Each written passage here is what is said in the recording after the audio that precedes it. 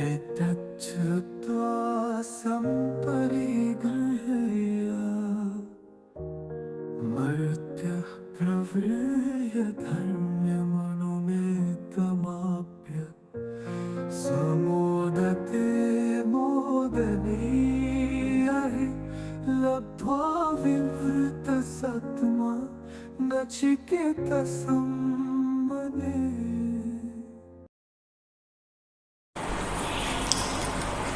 ओम श्री गुरुभ्यो नमः। हरि ओम। गणानां त्वा गणपतिं हवामहे कविं कवीनामुपवश्रवत्तमं ज्येष्ठराजं ब्रह्मणां ब्रह्मणस्पत आनशृण्वन्नोतिभिस्सीदसादनम्। ओम श्री महागणपतये नमः। गुरुब्रह्मा गुरुर्विष्णु गुरुदेवो महेश्वरः गुरुसाक्षात् परं ब्रह्म तस्मै श्रीगुरवे नमः। ॐ सहना भवतु सहनौ भुनक्तु सह वीर्यं करवावहै तेजस्विनावतीतमस्तु मा विद्विषावहै। ॐ शान्ति शान्ति शान्तिः। हरिः ॐ। Namaskars, pranams, and welcome back to the series of our lectures on Katopanishad. We had completed up to the second Valli of first Adhyayam up to Mantra 12. Today we are going to discuss about the 13th Mantra. Let us start this portion of our lecture with recitation of this Mantra in Sanskrit. Then let us go into the part of its transliterated portion in English and a bit short notes on that, and further we'll go a bit more detail on this mantra, what it has dealt with.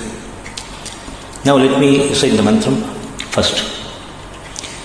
Etat shuddha samparigrihya madhya pravukya Dharmyam anumethamabhya samodate modaniyam hi labdha vivrutam sadha nachikesasam manye.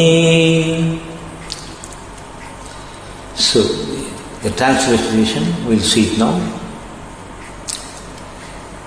Choosing a virtuoso perceptor and an adept grasper, the spiritual aspirant turns a conscientious listener, an assimilator, an inquirer, and transcends epistemically wiser, delayers the sheets, unraveling the subtle Atma deeper, revels in Atmic bliss and eternal reach nearer.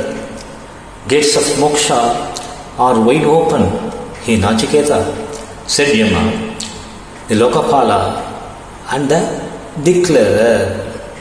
Now let us see the gist of the meaning. The mortal being who is able to separate the subtle Atma Tattvam carefully from his body attains bliss. He Nachiketas, Yama such addresses, says, the moksha gates are open to you. So he says, he guarantees that the moksha is welcoming Nachiketas. Now, let us see the brief explanation of this mantra. This mantra forms a stepstone for the abhyasa or an exercise of Adhyatma Yoga. Shravana, Manana and Nididhyasana is a step that one needs to follow steadily and consistently towards the goal of Atma Anubhuti. Yet Shuddha Samparigrihya Madhya. This portion with which the mantra starts, Martyan means the one has the nature of getting dead and again and reborn again. Such a person must set his goal to the Atma Vidya firstly through a Shravana, the attentive hearing, then Manana, the recall and understanding it without defects, and lastly, he must contemplate within the self what has been imbibed. All this must happen only through a competent guru. That has already been discussed. Guru must be Shrotriya and Brahma Nishtha. The pada Shraddha is seen with this deep meaning hidden in it. Samparigrihya can be split as sam plus pari plus grihya. Refers to the one taught very truly what has been intended to be taught by the Upanishads and the scriptures. The one taught must be well understood in the very same perspective without any distortion or a tarnish. It must not be understood in a different way, which is said to be Anyatha Grihanam. The modulation and the demodulation must be perfect. What the Guru says through modulation should be demodulated properly by the Shishya and be perfectly understood. That's what it means. Pravrihya Dhanyam means a concerted and concentrated effort needs to be put in, and Dharmyam here refers to the Atman, which is a personification of all dharma. Sariram, the body and the mind must carefully be segregated from the Chaitanya Swarupa, the Atman, and understood well. A careful withdrawal from Annamaya Kosha, and then from Pranamaya Kosha, and then from Manomaya Kosha, and then from Vijnanamaya Kosha, and then from Anandamaya Kosha is necessary. One must understand that he, the Atma Chaitanya Swarupa, is not anything of the above. That is not belonging to the category of koshas. This Neti procedure involves a lucid vision about this substratum and the functionary of all these, what we see as the very functionaries which is apparent and not real. This is achievable only through sadhana chaturshya. Why is Atman called Dharmyam? Dharmyam, Dharmat Anabedam Dharmyam. The one that the Dharmam pervades and the one that does not cross the boundaries of Dharma, the virtues. Dharmat Dharma, Dharanat Dharma. Because it is observed carefully, it is called Dharma. For all these virtues, the fundamental support is from Atman as an underlying, unceasing and unblemished Atma. This is smaller than the smallest of an atom. By the grace of Guru and his blessings, one must imbibe this Dharmyam, the Atman, and a Tarkabhava developed within to properly digest and assimilate it must play a key role. This is what has been said as Nididhyasana.